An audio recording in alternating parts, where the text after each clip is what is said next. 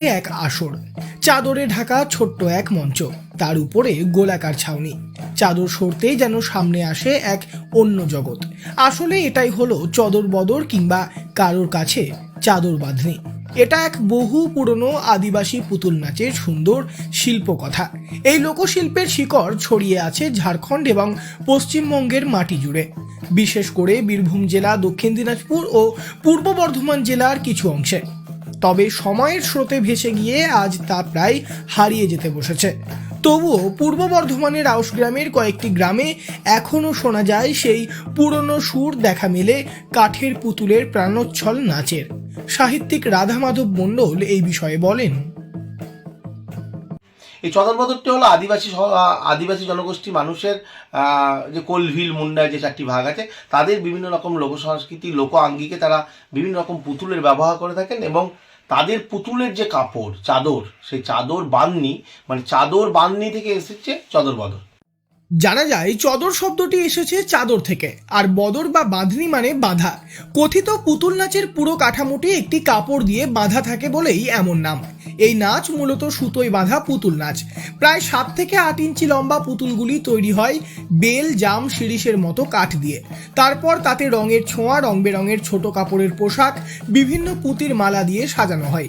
মঞ্চের উপর 2 সারিতে সাজানো থাকে পুতুল। এক সারিতে আদিবাসী নারীদের নৃত্য দল, ঠিক যেমনভাবে তারা বাস্তবে নাচের সময় সাজেন। অন্য সারিতে 2-3 জন বাদ্যযন্ত্রী, হাতে মাদল, ঢোল, ধামসা। আর মাঝখানে এক রসিক চরিত্র, এক মাতাল ব্যক্তি, যে গানের তালে তালে মগ্ন হয়ে ওঠে। যেন জীবনের হাসি, ঠাট্টা, আনন্দ আর বেদনা সব একসঙ্গে ধরা পড়ে এই ক্ষুদ্র মঞ্চে।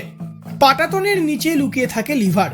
শিল্পীর আঙুলে পেঁচানো সূক্ষ্ম সুতো সেই লিভারকে নড়ায়, আর তাতেই কাঠের পুতুলগুলি নানা ভঙ্গিমায় নেচে ওঠে, কখনো ধীর, কখনো দ্রুত, কখনো আবেগে ভরপুর। ধামসা মাদুরের তালে সাঁওতালি গানের সুরে ঘুরতে থাকে পুতুলেরা।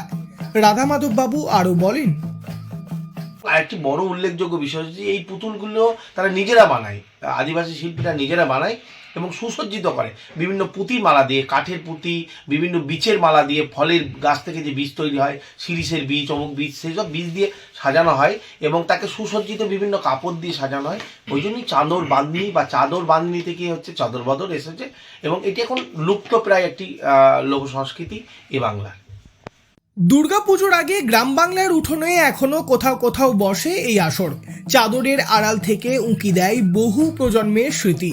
চদর বদর আজ বিলুপ্ত প্রায়, কিন্তু যতদিন আউশগ্রামের মাটিতে ধামসার শব্দ বাজবে, যতদিন কোনো শিল্পীর আঙুলে পেঁচানো থাকবে সেই সুতো, ততদিন এই অজানা লোকগল্প হারিয়ে যাবে না। কারণ চদর বদর শুধু পুতুল নাচ নয়, এটি এক আদিবাসী জীবনের প্রতিচ্ছবি, এক টুকরো ইতিহাস, এক হারিয়ে যেতে বসা স্বপ্নের রঙিন মঞ্চ। পূর্ব বর্ধমান থেকে বড়মারিলাল চৌধুরী, লোকাল 18 বাংলা।